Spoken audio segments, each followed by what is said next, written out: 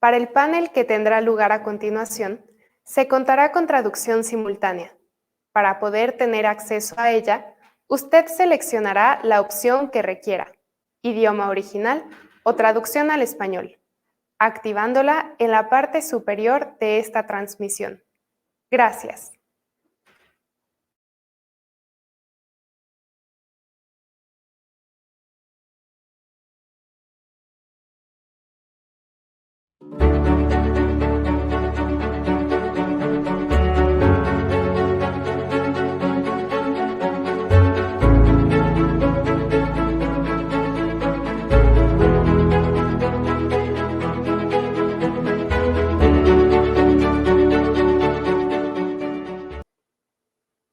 Agradecemos el que continúen en sintonía con el 16º Encuentro de Centros de Cultura.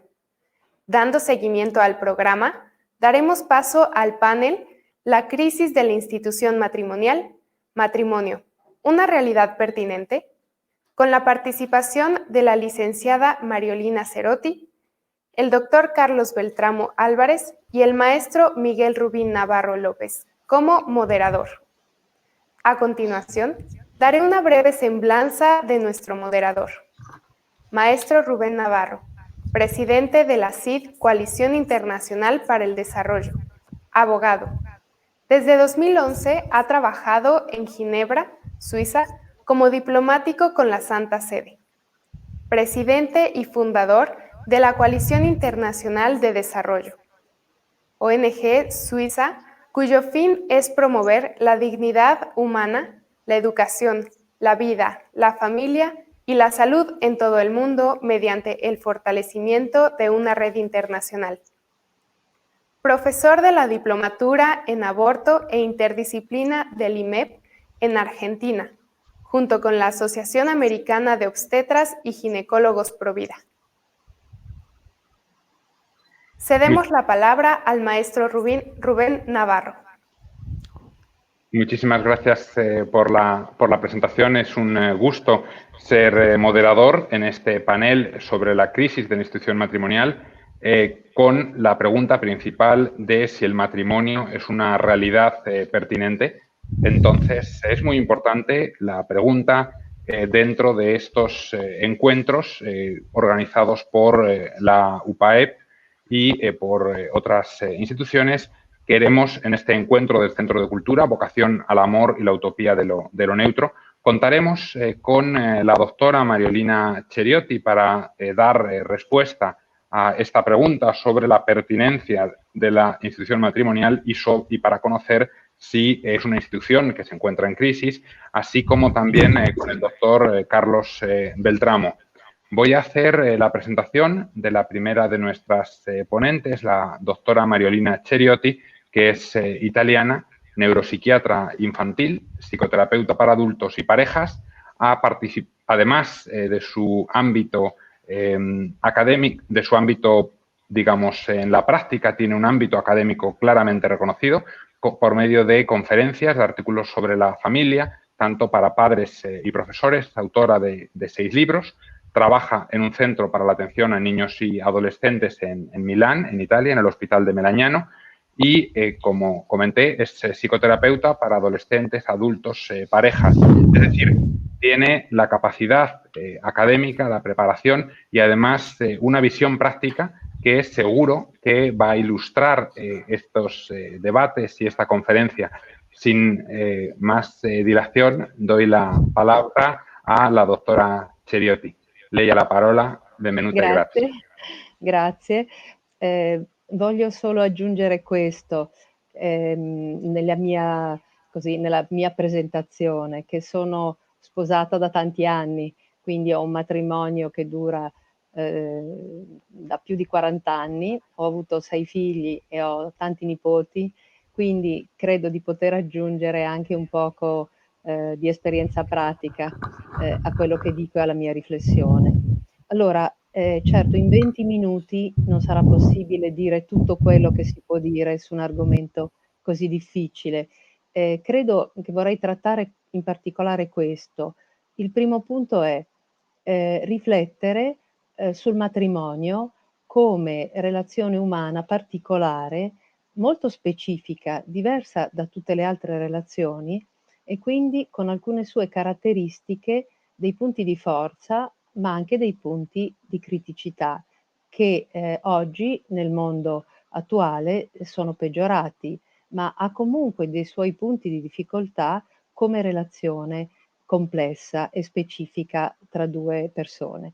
Poi, brevemente vorrei anche domandarci insieme, che cosa significa il matrimonio, se lo intendiamo correttamente, nella vita di una persona che ha fede, nella vita di un cristiano. Partirei però dal primo punto, e cioè, il valore specifico umano e la complessità del matrimonio. Quando un uomo e una donna, si innamorano, si vogliono bene, possono creare tra loro diversi tipi di legame affettivo, ma quando il rapporto diventa importante, allora, ci si orienta verso una vita insieme, una vita in comune, allora si pone una domanda importante, e cioè in che modo l'uomo e la donna decidono di organizzare la loro relazione, di organizzare il legame, che forma dare a questo legame, avendo a cuore un obiettivo importante, e cioè come è possibile che questa relazione possa durare nel tempo, perché nel momento dell'innamoramento è sempre questo il desiderio del cuore umano, far sì che la relazione cresca, migliori e possa durare nel tempo, possa durare per tutta la vita. Dunque la domanda è: in che modo, che cosa fa sì che questo legame possa durare davvero per sempre, e quindi come si può fare in modo che il rapporto, tra l'uomo e la donna possa superare anche quelle che sono le difficoltà e i conflitti che inevitabilmente si presenteranno senza per questo rompersi.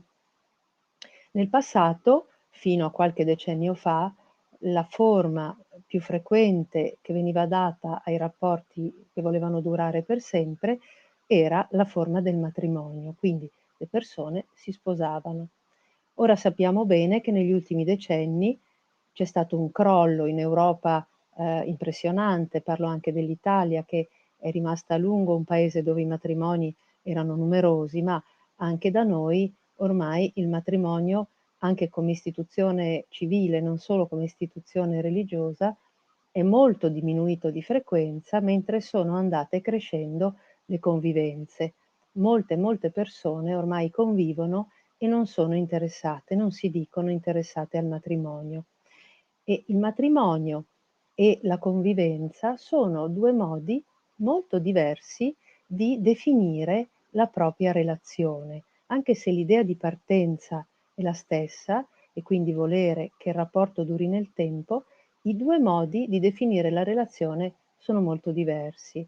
E quindi ci sono due domande che dobbiamo porci. La prima è: come mai tante persone hanno lasciato l'idea del matrimonio, preferiscono la convivenza?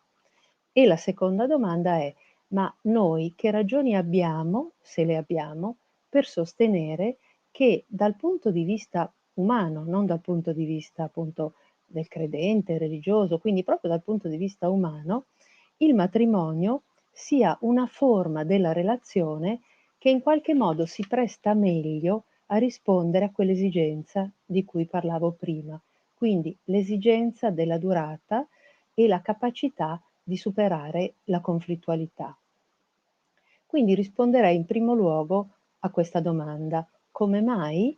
Cosa si può dire del fatto che sono così diminuiti i matrimoni e sono così aumentate invece le convivenze? E io penso che le ragioni siano davvero tante, vorrei metterne a fuoco soprattutto qualcuna. La prima direi che è questa: credo che nel corso del tempo sia andato svuotandosi il significato del matrimonio, quindi si è perso il suo significato, non rimane più che un guscio vuoto molto spesso, quindi qualche cosa che appare come una forma, come qualche cosa di non sostanziale, no? Intanto dobbiamo intendere bene la parola matrimonio, perché quando usiamo la parola matrimonio intendiamo due cose. Da un lato intendiamo, come dire, il rito del matrimonio, quello che serve a celebrare l'evento della vita insieme. Dall'altro, quando parliamo di matrimonio, definiamo una storia che vuole durare nel tempo. Ora, io mi fermerei al tema in questo momento del rito del matrimonio, del perché può avere un senso la celebrazione di un rito di matrimonio, no?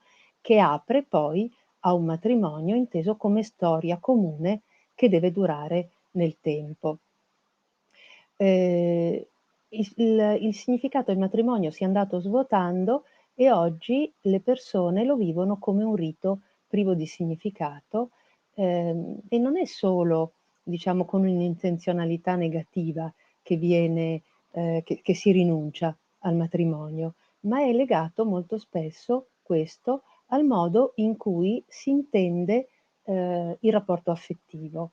Quindi l'aumento della convivenza nasce anche dall'idea che noi abbiamo oggi dell'amore e della promessa. Quindi spesso si intende per amore ormai il fatto di avere una relazione capace di produrre un perenne innamoramento, una relazione capace di produrre delle emozioni continue e forti di tipo positivo. Quindi noi pensiamo di amare qualcuno nella misura in cui questo qualcuno ci suscita delle emozioni e dei desideri, no? Quindi pensiamo di amare qualcuno quando in qualche modo sentiamo di avere bisogno di lui. Abbiamo bisogno dell'altro, siamo perciò innamorati, proviamo desiderio forte della sua presenza e tendiamo a pensare che questo sia sovrapponibile al dire che lo amiamo, no? Ora, questa idea di amore comporta che nel momento in cui compaiono dei conflitti o compaiono delle cadute di emozione o delle cadute di desiderio, la percezione soggettiva è quella di un fallimento della relazione. Le persone si dicono non ti amo più.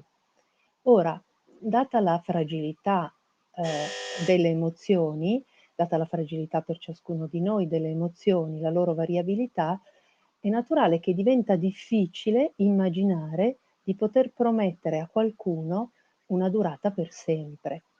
Come facciamo a promettere a qualcuno che proveremo per lui sempre, per tutta la vita, lo stesso desiderio, le stesse emozioni, lo stesso piacere di stare insieme, la stessa sensazione di rispondere ciascuno ai bisogni dell'altro, no? Allora, davanti a questa idea, la promessa diventa praticamente impossibile. Dunque, tante volte la coppia giovane decide di non sposarsi quasi per una forma, diciamo, di onestà, no? Come a dire, come posso io promettere all'altro che ti amerò per sempre, dato che non posso rispondere così oggi di ciò che proverò domani, no? Quindi uno dei motivi della caduta del matrimonio è questa, l'idea che sia impossibile mantenere una promessa d'amore all'altro, perché l'amore viene inteso come questo continua emozione. Un altro motivo, a mio avviso, è la modificazione dell'idea di famiglia che noi oggi viviamo prevalentemente come un aggregato affettivo. La famiglia è un aggregato di persone che si vogliono bene e che stanno quindi insieme fino a che si vogliono bene, e cioè fino a che, come abbiamo detto prima, stanno bene insieme. Quindi questa lettura della famiglia come aggregato prevalentemente affettivo fa sì che la famiglia in quanto tale non abbia, possiamo dire, un valore in sé, un valore oggettivo, ma ha un valore soggettivo, cioè ha un valore che dipende dal benessere soggettivo dei suoi componenti, non è qualcosa che ha in sé un valore oggettivo, no? In qualche modo si è venuta a creare una specie di capovolgimento del pensiero. Quindi il pensiero è se noi stiamo bene insieme e fino a che stiamo bene insieme, allora vale la pena proseguire questa relazione. Quindi la durata della relazione è subordinata a questo star bene soggettivo dei membri della coppia. non considerando invece che è proprio la premessa della stabilità quella che poi permette di far nascere e fare sviluppare un rapporto di fiducia reciproca e di legame buono, no? Quindi un benessere che non sia un benessere provvisorio, ma un benessere stabile. Questo perché la relazione d'amore vera è legata all'affidamento possibile di una persona all'altra, alla fiducia che noi possiamo dare all'altro, e la sua fragilità legata all'instabilità della promessa rende molto difficile affidarsi completamente all'altro che non ci garantisce la sua presenza, no?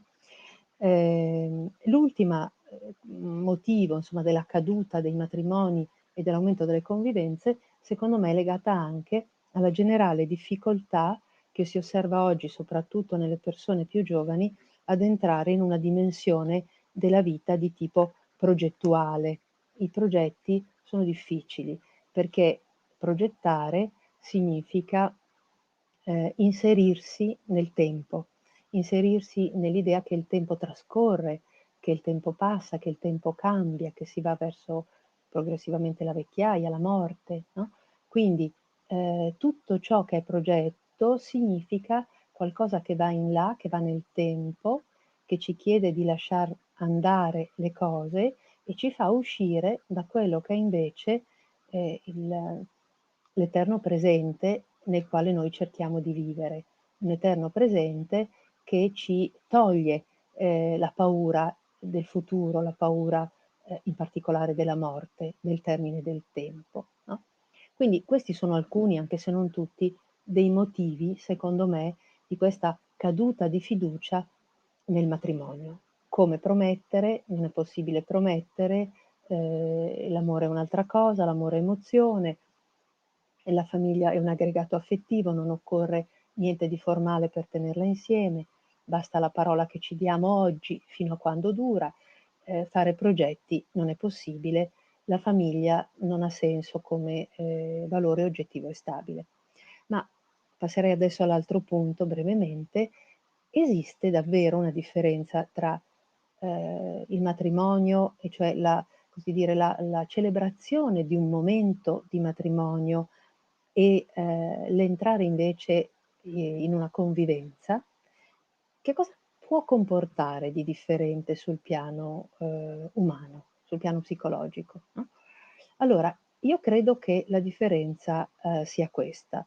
Nella convivenza quello che accade è che si forma un patto di tipo esclusivamente affettivo tra le due soggettività. Quindi nel momento in cui si sceglie una convivenza, spesso in qualche maniera una convivenza che viene più che decisa, messa in atto. Spesso le persone che vanno a convivere non prendono una decisione così come quando si decide una data di matrimonio, ma cominciano a convivere, cominciano magari a vivere un po' di più tutte e due nella stessa casa, poi poco alla volta vi si stabilizzano, portano le loro cose, insomma in qualche modo scivolano dentro questa modalità di vita insieme, no?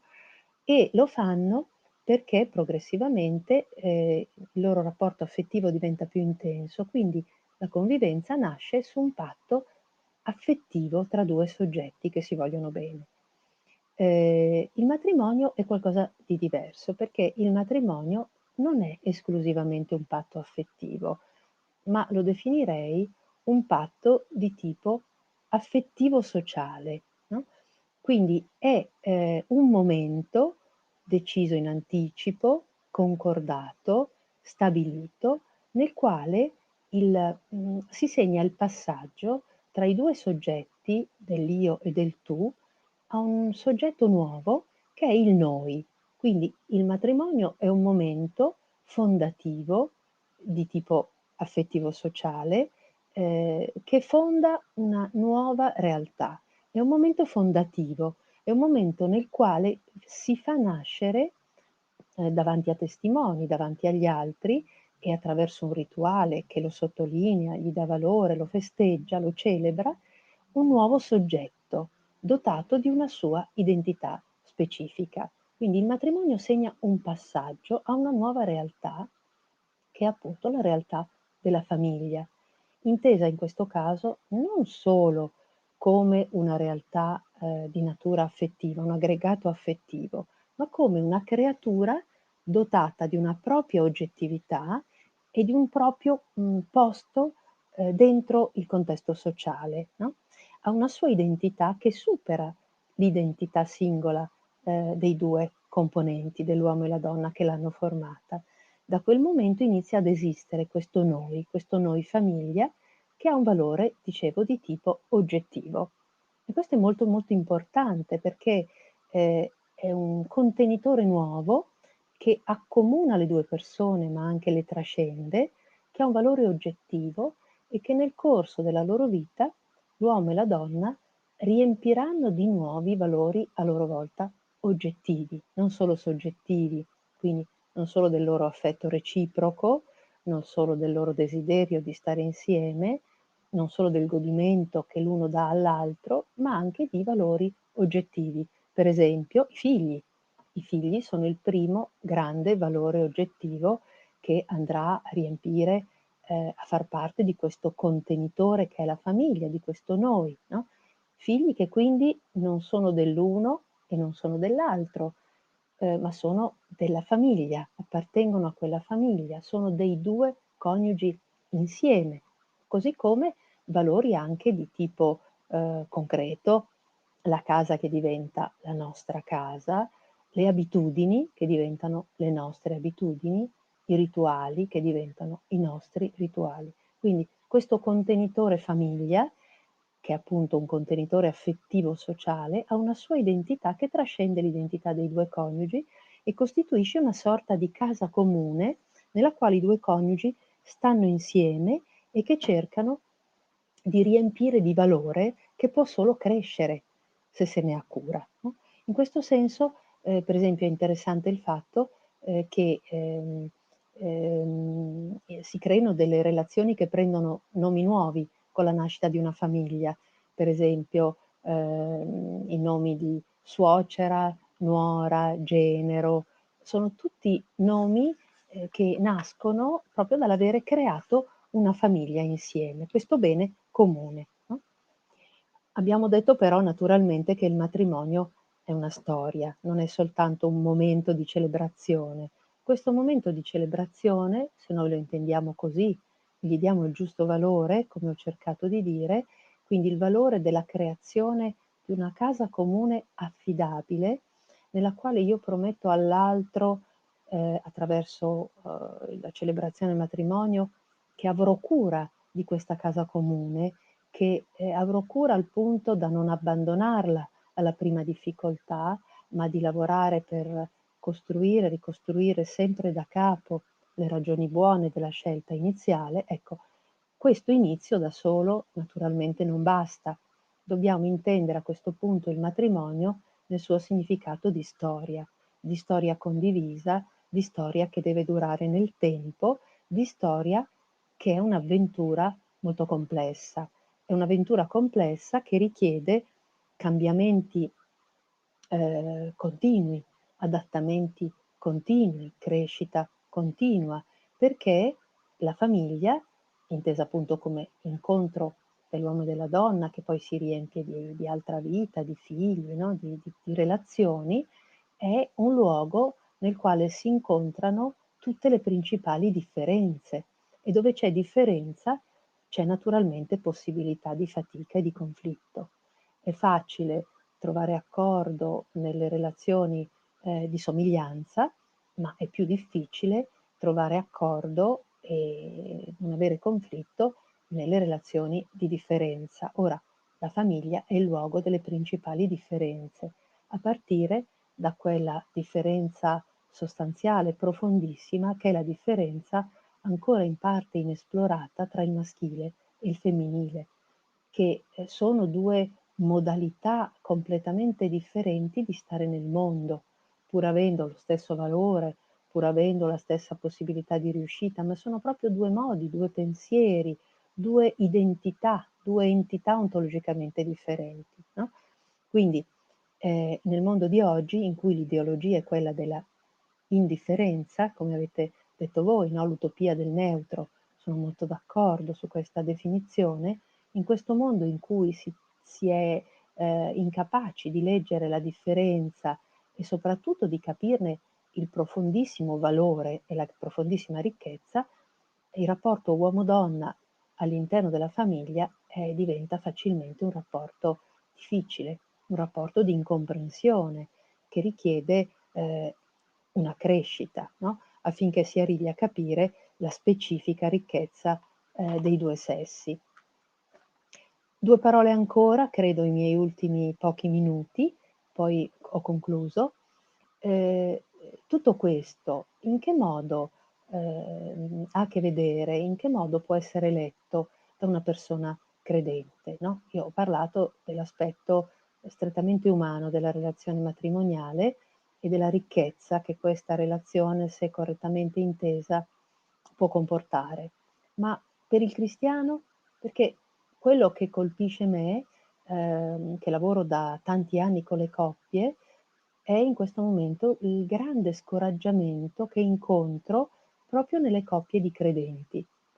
Ormai al consulente psicologo, psicoterapeuta, neuropsichiatra come me, arrivano a chiedere aiuto nei momenti di difficoltà prevalentemente le coppie di credenti, perché la maggior parte delle altre coppie davanti alle difficoltà, alle fatiche, ai conflitti, tendono ad andare rapidamente verso la loro separazione. Sono i credenti che, avendo fatto una promessa che li vincola su un piano importante, che è il piano della loro scelta spirituale e religiosa, vengono adesso a chiedere aiuto davanti alla difficoltà.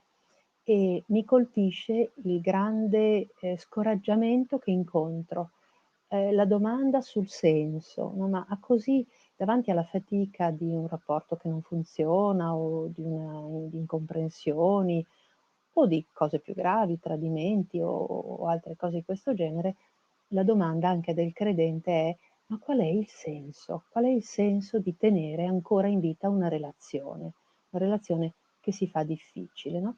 Allora credo che qui dobbiamo tornare a capire qual è il senso e il cuore di ogni questione che riguarda la nostra vita di credenti, e io credo che il cuore di ogni questione per un credente ruoti intorno a questo: leggere il senso della propria vita come autorealizzazione piuttosto che come vocazione.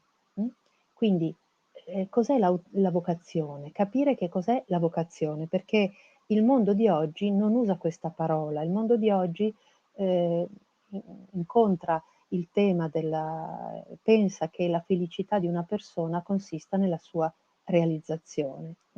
Noi come cristiani invece pensiamo che il senso della vita di una persona sia nella risposta alla sua vocazione, cioè pensiamo che la felicità che noi tutti cerchiamo è che lo scopo corretto, lo scopo giusto della nostra vita, la nostra felicità passi dalla capacità di rispondere alla nostra vocazione, cioè di rispondere a quella che è una chiamata che viene da fuori, e che in ognuno di noi ci siano delle caratteristiche rispetto alle quali veniamo spinti a realizzare la nostra vocazione.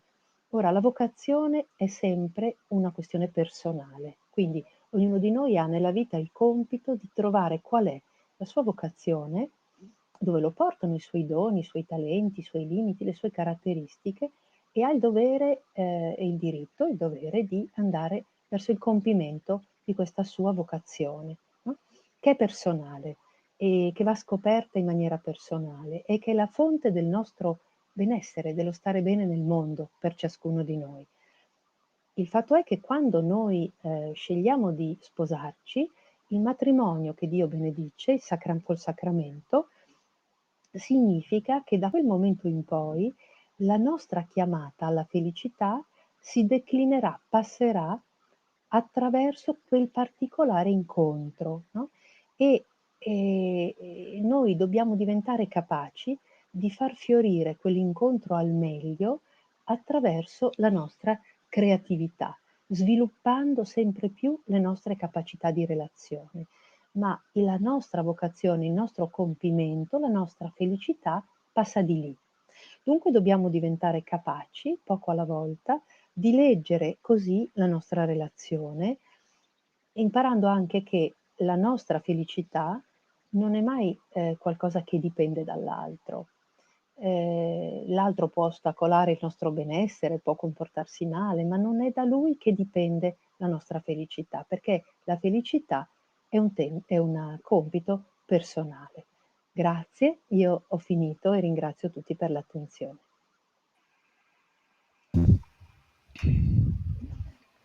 Grazie, doctoressa Ceriotti. Muchísimas gracias, doctora Ceriotti, por su explicación en la que nos ha explicado cuál ha sido pues, la disminución de los matrimonios, el aumento de las parejas de hecho, sus consecuencias, las diferencias psicológicas y prácticas, porque bueno, pasamos de un rito que está privado de su significado en las parejas de hecho, en los convivientes, y quizá resaltar, bueno, cuando hablaba del matrimonio desde el punto de vista humano, que tenía al mismo tiempo el pacto, que tiene implicaciones personales y sociales, quería resaltar el punto que hizo usted de la suma del tú más el yo que da lugar al nosotros. Es algo muy importante. Y también resaltar lo que indicó, que cuando hay una creencia, cuando los creyentes tienen dificultades, que se las van a encontrar, que todos nos las encontramos en nuestros matrimonios, lo que hacen es buscar una ayuda profesional. Es más complicado, es algo más difícil quizá que la, digamos, solución fácil de decir, bueno, pues nos separamos o nos divorciamos, que es quizá lo que promueve el mundo, aunque creo que de eso hablará el doctor Carlos Beltramo, y antes de pasar a presentarle, porque sé que nos va a traer ejemplos de la sociedad, ejemplos del cine, ejemplos prácticos sobre lo que es el matrimonio, respondiendo a si va mal el matrimonio o las personas que se casan. Me gustaría hacer una pequeña reflexión respecto al derecho internacional, que es el ámbito en el que he trabajado estos últimos años, que se reconoce internacionalmente, y esto es importante, son pactos internacionales negociados, firmados y ratificados por los Estados, que el matrimonio es la unión estable de hombre y mujer, que se le protege por la sociedad y se ha hecho históricamente porque garantiza el sostenimiento de esta y, como decía la doctora Ceriotti, y al mismo tiempo la perpetuación de la especie humana y el orden social. Es decir, no es una consecuencia solamente de la unión entre dos personas, de un hombre y una mujer, sino que tiene consecuencias de cara a la sociedad. Por eso, pues, la Declaración Universal de Derechos Humanos, el Pacto Internacional de Derechos Civiles y Políticos, hablan que, y voy a citar, la familia es el elemento natural y fundamental de la sociedad y tiene derecho a la protección de la sociedad y del Estado. ¿Por qué? Y recalco lo que estaba diciendo la doctora Ceriotti, porque pese a que pueda ser un pacto entre dos personas, un hombre y una mujer, tiene una clara influencia no solamente afectiva entre estas dos personas, sino también sociales. Dicho lo cual, paso a presentar al doctor Carlos Beltramo, que es licenciado en Filosofía por la UPAEP, con lo cual vuelve a su casa o a la que fue su casa durante unos años. Al mismo tiempo es doctor en Educación por la Universidad de Navarra, España, donde coordina el área de educación del carácter y la afectividad, y al mismo tiempo es profesor asociado de la Facultad de Educación y Psicología con las asignaturas de Sexualidad Humana y Psicología Filosófica. Es alguien que ha participado en el ámbito de la defensa de los valores matrimoniales y familiares, además del derecho a la vida, durante décadas. Colabora con el Dicasterio para los Laicos, la Familia y la Vida, y aquí se encuentran referenciadas algunas de sus publicaciones, un libro que está en prensa y esperamos impacientemente su publicación, Filosofía para psicólogos inquietos. Supongo que los que no somos ni psicólogos ni filósofos también lo entenderemos y lo podremos... Totalmente.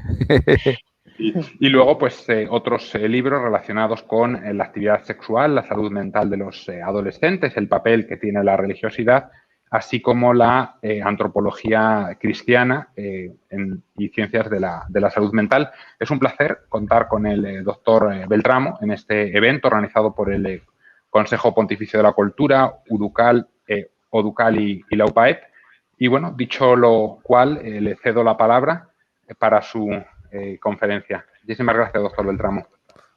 Muchas gracias, Rubén. Nada más quiero aclarar que si bien con Rubén tenemos una amistad de muchos años, no nos hemos puesto de acuerdo para vestirnos igual. Esto ha sido una de las casualidades. Bueno, que en todo caso nos denota nuestra armonía, digamos, de ideales y bueno, esta vieja amistad, ¿no?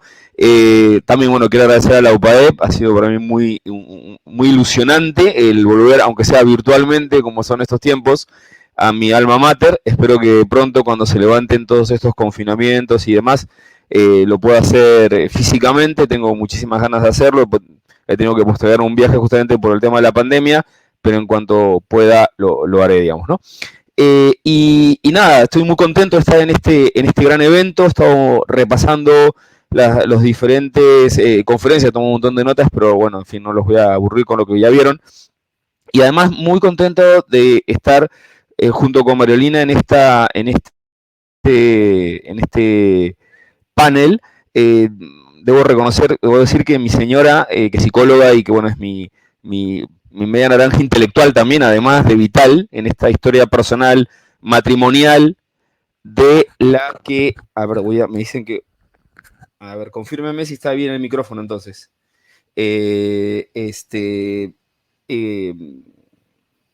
No tanto, a ver, ¿ahora está mejor? Bueno, yo sigo hablando. Ah, perfecto, ya me confirman. Disculpen, es mi entusiasmo, luego yo hablo muy fuerte, tal. Como soy argentino y ahora tengo medio español, con muchos años en México, en fin, me voy un poco de la vaina, ustedes me tendrán que tener paciencia, digamos, ¿no? Decía que entonces, para mí es un honor estar compartiendo esta mesa con Mariolina, porque sobre todo mi señora, que la ha seguido últimamente, la ha leído mucho, le tiene un gran aprecio y una gran admiración que ha sido confirmado totalmente en esta ponencia. Quiero aclarar una cosa interesante, es que nosotros no hemos tenido la oportunidad de ponernos de acuerdo en qué íbamos a hablar, pero les diré que el Espíritu Santo o lo que sea no ha hecho falta, porque ustedes van a ver ahora, o sea, para poder entender lo que digamos, yo voy a decir o voy a ampliar, tienen que tomar en cuenta lo que ha dicho Mariolina a partir de todo esto. Es decir, esto es la continuación de la ponencia de Mariolina, donde trataremos de aterrizarlo en algunos elementos prácticos, en algunas cuestiones prácticas que, bueno, en fin, como para que lo veamos aterrizado, digamos. Entonces, ahí está entonces voy a ver acá. Cuando nosotros nos acercamos a la prensa y nos acercamos a la visión de la realidad, ya lo dijo Mariolina, lo que vamos viendo es cosas como estas, digamos, ¿no? Las rupturas matrimoniales crecen un 25% tras la pandemia, a lo cual si le sumamos que ha tenido un descenso continuado el no inicio de matrimonios, y como bien dijo Mariolina, el inicio de, a lo sumo, convivencias de hecho que tienen una estabilidad mucho menor, hablaremos un poquito también de eso, o las consecuencias de eso, la pregunta que efectivamente nos puede venir y que ya de alguna manera la ha respondido Mariolina, pero yo la retomo para hacernos pensar un poco más, por eso esto es como de alguna manera, razonamiento circular hacia adentro, como para ir comprendiendo más elementos de lo que se puso en la mesa en estos minutos. ¿Es que el matrimonio va mal o son las personas que se casan las que están teniendo este problema? Porque esto es muy importante, digamos, ¿no? Porque la humanidad, cuando ha tenido dificultades con alguna de las figuras jurídicas con las que se ha enfrentado, la monarquía, ciertos contratos de tipo mercantil del pasado, evidentemente ahora mismo no podemos utilizar las leyes mercantiles del siglo XIX porque ahora existe Internet, es más, no podemos usar ni la del siglo XX.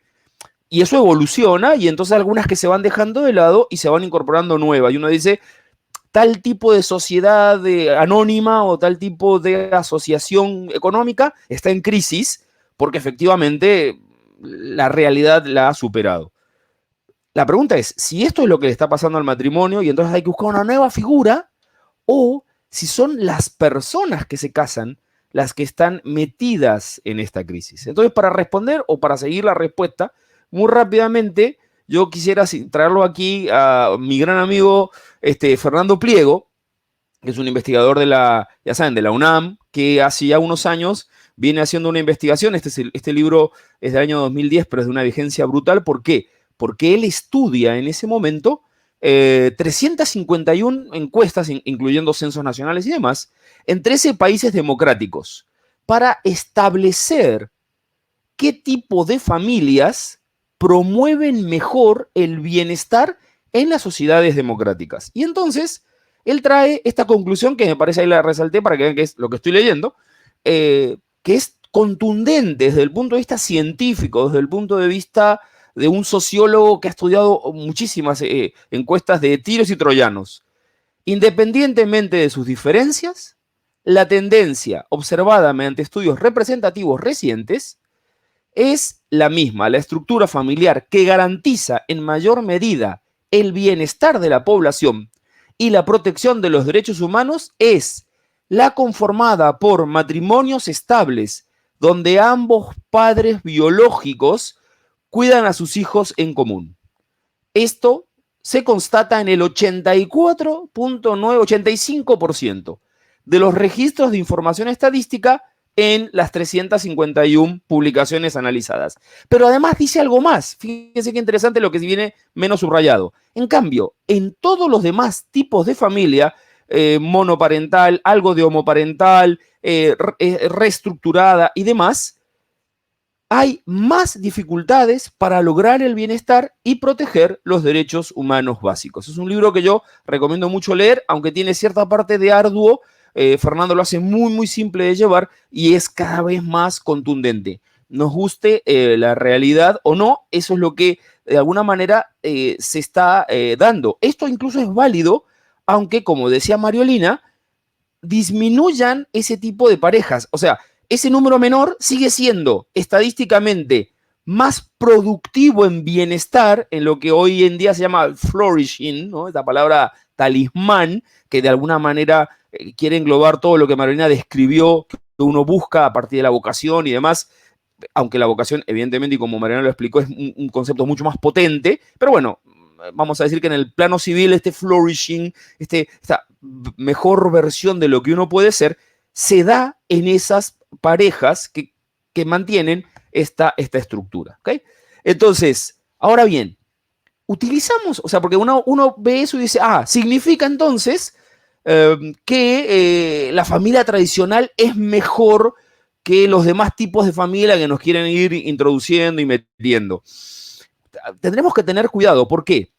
El mundo actual va de relatos. Y el concepto de familia tradicional podría traicionarnos un poco. Yo, en general, y lo mismo se deja ver en el libro de Fernando y en muchos otros, diría que evitemos hablar de familia tradicional. Yo sé que a veces el decir papá, mamá con sus hijos, como lo acaba de decir Benigno hace unos minutos en la conferencia anterior, suena... es decir, ¿qué etiqueta le ponemos? Y automáticamente es, si la familia moderna es Modern Family, la serie de televisión, entonces esta es la familia tradicional. El problema es que la familia tradicional tenía una ventaja potente, que era su estabilidad. Esto un poco lo decía Mariolina, que es lo que todo mundo anhela cuando empieza en ese rito, esa historia de la que hablaba Mariolina. Pero también hay que reconocer que tenía desventajas, ¿ok? Ya de alguna manera... mi amiga Ana Cristina Villa ayer lo comentaba con respecto al papel de la mujer y tal, y varios ponentes lo han también comentado. ¿Por qué? Porque hay que reconocer que en muchas de esas estructuras tradicionales, o lo que llama tradicional, había una falta de equidad entre varón y mujer estructuralmente y una falta de compromiso emocional del varón, porque no lo educaban para eso. Esto no es un reclamo, simplemente es una comprobación objetiva. Por lo tanto, actualmente, el modelo tradicional, en la mayor parte, tradicional como esto, digamos, ¿no? Con estructuras, digamos, anticuadas, vamos a llamarlo de esta manera, no promueve el bienestar. Porque hemos confundido, yo creo que es una, lo decía de alguna manera tanto Daniel Jiménez como Alicia Rubio, con todo este tema del género y demás como ideología, como imposición, nos quieren hacer ver que lo primero y lo segundo, es decir, la estabilidad, que es una cosa positiva y que aspiramos todos, y esta no involucración del hombre o roles diferentes en estatus, son implicantes totales, que una cosa implica a la otra. ¿Para qué? Para poder descartar todo en bloque. Y nosotros decimos, no, podemos descartar lo segundo, es decir, la falta de implicación emocional del varón y la diferencia de varones y mujeres, quedándonos con lo primero, que es lo que nos propone con estudios estadísticos Fernando. Por entonces, esto de familia tradicional se convierte en una forma despectiva de desechar esta propuesta. Por eso hay que buscar una terminología diferente. Y entonces, Fernando, ¿qué dice? Al estudiar este modelo no habla de familias tradicionales, sino que dice que en las sociedades democráticas el varón y la mujer unidos formalmente y con hijos son un modelo que valora la estabilidad, pero adicionalmente, y ahí va la superación con respecto a la familia tradicional, las mujeres y los varones se relacionan de manera más cooperativa y equitativa, y que los cónyuges desarrollan habilidades emocionales y educativas para atender juntos a sus hijos. Entonces, él de alguna manera nos dice, esto no es una familia tradicional, sino que ya tenemos que hablar de un estilo de familia nuclear o biparental renovado, con lo cual somos más progresistas que muchos que se dicen progresistas, ¿ok? Y nos salimos de los estigmas. ¿Por qué? Porque nuestro desafío es todo lo que nos ha compartido Mariolina y todo lo que se ha dicho en este congreso, es trabajarlo para que lo entiendan los jóvenes, ahora lo veremos, para que sea apetecible estos nuevos modelos que superan lo anterior, y ese es el verdadero progreso humano, cuando uno se da cuenta de que tiene una ventaja, la conserva, pero si tiene una desventaja, trata de evitarla y cambiarla por algo mejor, ¿ok? De eso se trata, digamos, ¿no? Es, entonces, el problema que competimos con lo que Hollywood nos presenta como lo real, que aparentemente es real, digamos, ¿no? Decía Fernando en el libro una cosa que me encantó y por eso lo he puesto así parafraseándolo. Lo que presenta Hollywood no son muestras significativas, claro, es lo estadísticamente. Es decir, los menos están representados en las superproducciones más caras y con más público. Y como vamos a esas superproducciones, nos estamos creyendo que ese es el modelo. El problema es la formación de modelos. Cuando en la humanidad leía historias de matrimonios santos, los niños se preparaban para superar las dificultades que tenían esos matrimonios santos para ser felices. En cambio, ahora que vemos matrimonios destruidos, fallidos, con muchos problemas y que salen por la tangente, como lo estuvo describiendo Mariolina en varias partes de su conferencia, nos estamos condicionando negativamente. A veces son como esta falla de los matrimonios, son profecías autocumplidas del mainstream mediático al que estamos siendo bombardeados todo el tiempo. Y esto es lo que Pliego define como fantasías que agravan sufrimientos. ¿Por qué? Porque vemos a una persona que sufre, lo veremos en algún ejemplo, y además es como que nos quieren imponer que esa es la mejor manera de que se den las cosas en la realidad. Hay una visión romántica, tanto del romanticismo alemán del siglo XIX como de romántica en el sentido más coloquial de la palabra. Y un ejemplo clarísimo es esta película que es Historias de un matrimonio. No sé si la recomiendo, es una película depresiva, no voy a hacer spoilers, pero ¿por qué? Porque refleja la historia de mucha gente actualmente. Está Scarlett Johansson, Adam Driver, tipos que se quieren. La película empieza con una carta casi romántica, diría casi porque al final es un poco inútil porque no se la leen entre ellos, ¿ok? Y ahí vamos viendo elementos fundamentales. Ellos se casaron enamorados, se casaron para un proyecto en común, pero poco a poco fueron descuidando, no poco a poco, brutalmente rápido fueron descuidando ese contacto cercano. Tuvieron un hijo y pensaron que ese hijo iba a ser como, bueno, el catalizador máximo pero los dos tenían proyectos personales diferentes. Y lo que hizo Scarlett Johansson como personaje fue postergarse totalmente. Postergarse totalmente. Y entonces yo destaco de esta película dos grandes momentos. El resto, repito, es sin pena ni gloria, excepto como fotografía de lo que pasa muchas veces en las casas, pero no total, sino parcial, y de lo que nos quieren vender como algo más o menos natural, que a Scarlett Johansson, ya divorciado, se le rompe el portón, y hay esa escena que es muy icónica porque lo están cerrando entre los dos, hijo y padre de un lado, la madre del otro, y terminan cerrando el portón juntos. ¿Ok? Pero también es muy, muy interesante esta otra escena, que es el clímax de la película, que es la primera vez que la pareja se pelea. Verán que, no sé si llega a ver el mouse ahí, bueno, pero acá en el costado de la pared, si se ve por ahí, hay un hueco, y entonces eso es un puñetazo que acaba de dar el personaje de Driver, totalmente enojado. Esta escena termina él deseándole la muerte a su ex esposa. Ya están divorciados, solo están tratando de ver cómo terminan de dividirse la vida. Y después pidiéndole perdón y estando de rodillas, llorando, arrepentido, y ella haciéndole un cariño intenso, digamos, ¿no? Y entonces uno se pregunta aquí básicamente es, ¿y por qué no se pelearon así antes para reconciliarse mejor antes? Porque no sabían que era importante pelearse. Yo doy algunos cursos de preparación matrimonial y lo primero que le digo a mis parejas de novios es, si nunca se han peleado, no se casen. Porque el que no sabe pelearse y reconciliarse, y lo dijo Mariolina en un momento, el matrimonio es el lugar de las diferencias. Si no hay diferencias, y ese fue el problema de esta historia de un matrimonio, que en realidad es una historia de un divorcio, fíjense el adulteraje ideológico que hay, pero bueno, el gran problema de este matrimonio es que nunca se pelearon en serio porque nunca hablaron en serio. La única manera de no pelearse es evitar mis opiniones o no escuchar las opiniones del otro. Ambas cosas suceden continuamente en este matrimonio. O sea, es como un diálogo de sordos, digamos, ¿no? Entonces, efectivamente, acá tenemos un modelo mediático que nos va condicionando mucho a alejarnos de lo que Mariolina nos decía como el ideal y acercarnos más a algo que es, bueno, ahí se va haciendo. Y la escena final es tremendamente sobrecogedora y es muy complicada porque ya el divorcio establecido, luego de haberse peleado muchísimo, él termina yendo a la casa de su ex esposa, que ya tiene una nueva pareja, y con su hijito salen a buscar dulces en Halloween juntos.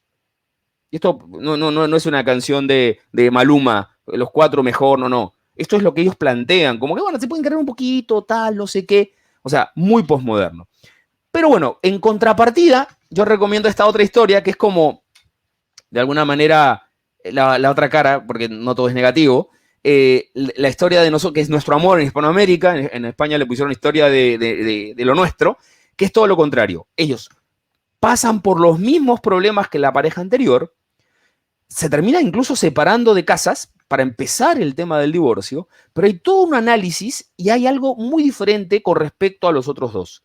Estos sí hablaron desde el principio y sí, al final, después de valorar lo negativo y lo positivo de su historia matrimonial, que incluso tienen escenas memorables cuando ellos terminan de discutir, y esta escena es buenísima porque es un análisis transaccional, y entonces los psicólogos le decían, es que cuando tú estás en la cama estás con tus padres y están cada uno con sus padres, imaginándose que están y empiezan a discutir los padres, etcétera, que te van dando una idea que efectivamente no es fácil la convivencia, que hay momentos de mucha tensión, que realmente los van a ir distanciando, pero incluso en la escena final, cuando ellos se acercan a buscar a los chicos para decirles que se van a divorciar, no voy a terminar de velar todo esto, es bien interesante porque ella, que era insoportablemente detallista, ¿ok?, siempre le decía que la gasolina estaba a punto de acabarse, pero en esa escena final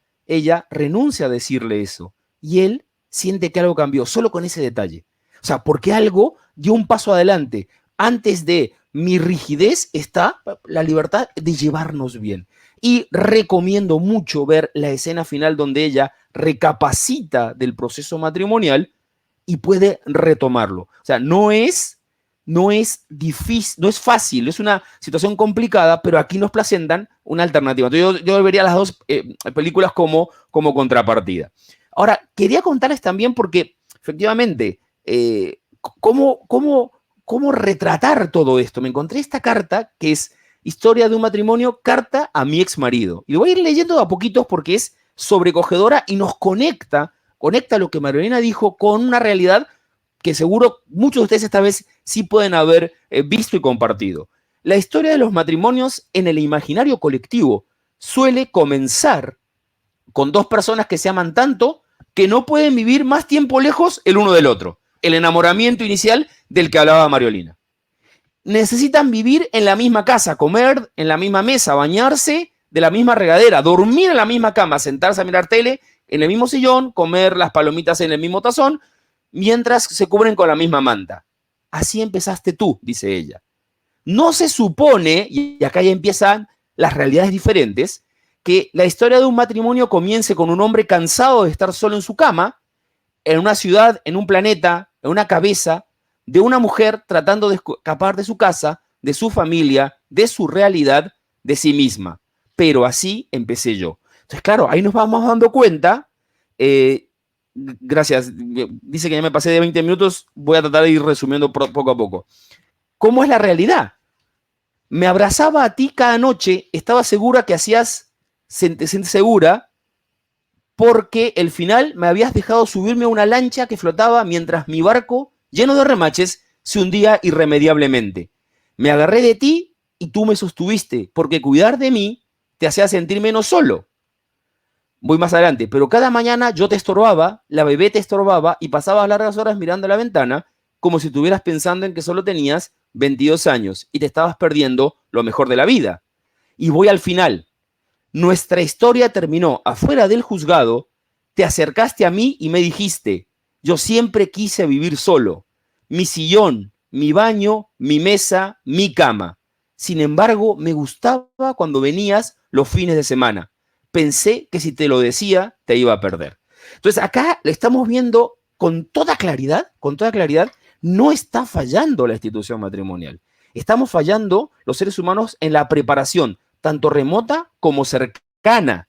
Entonces, ¿dónde está el problema? Que la gente que se casa, ya sea joven o no tan joven, no se ha preparado para vivir aquello que tenemos aquí. Entonces, por ejemplo, simplemente hago la publicidad del doctor Joaquín Dirala, además de los libros de Mariolina que los recomiendo mucho, tanto de la mujer como el hombre, Erótica y Materna, el de la mujer, que es fantástico, y el del hombre, que ahora se me ha ido el título y Mariolina me va a matar, pero bueno, asumo mi culpa, voy muy rápido. ¿Nos ayudan a qué? A prepararnos ¿para qué? Para que ese ritual y esa historia en común sean productivas. Entonces voy terminando, voy cerrando. No está en crisis el matrimonio, está en crisis la preparación. Y creo que tenemos que retomar para que la gente se vaya preparando, porque yo creo que va a venir un resurgir respetando las diferencias y respetando la esencia del matrimonio, pero partiendo de lo real y tratando de salirnos del mainstream que no nos ayuda en nada, un resurgir de nuevos matrimonios que lo entiendan esto muy bien, no tanto como la familia tradicional, que fue muy útil en el siglo XX, sino como un nuevo estilo de familia. Disculpen el exceso, pero bueno, ya está. Aquí estoy, Rubén, en tus manos. Perfecto. Muchísimas gracias, Carlos, por los comentarios, por incluso las referencias a otros paneles y a la doctora Mariolina Cheriotti.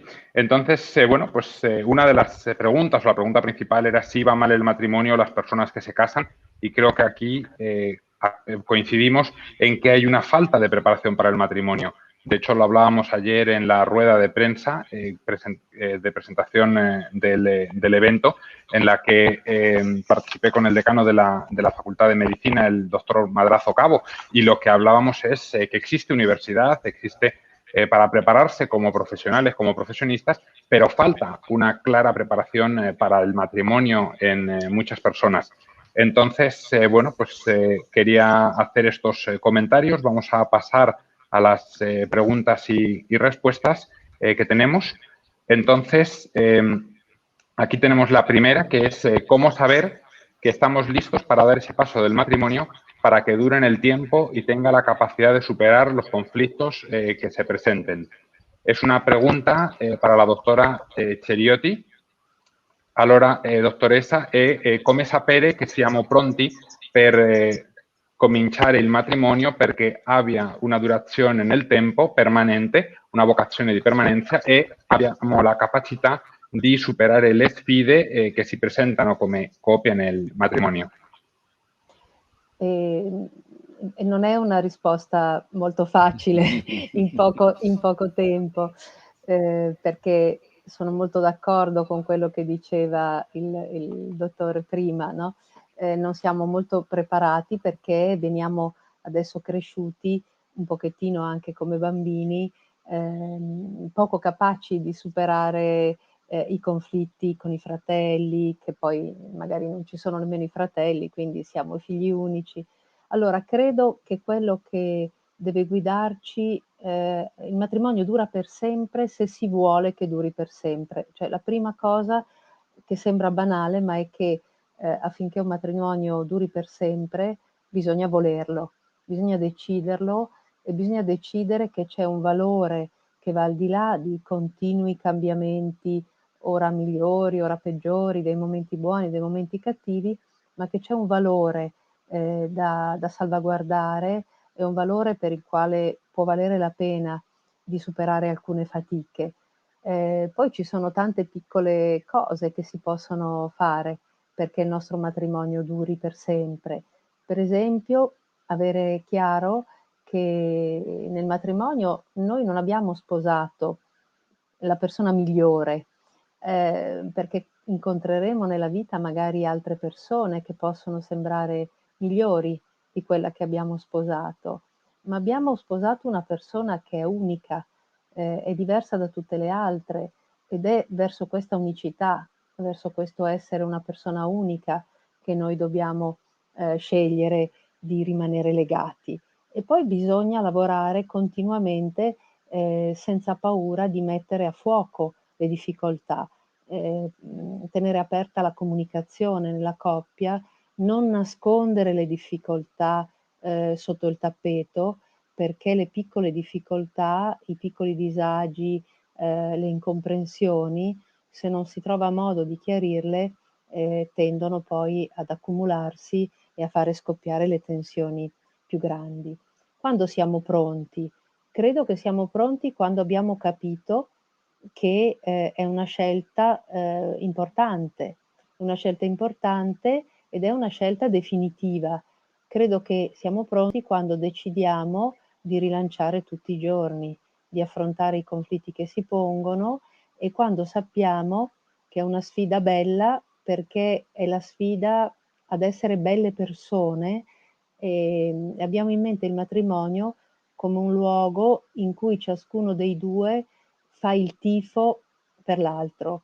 Cioè fa il tifo in italiano significa ce la mette tutta perché l'altro possa realizzare la sua vocazione, essere una bella persona.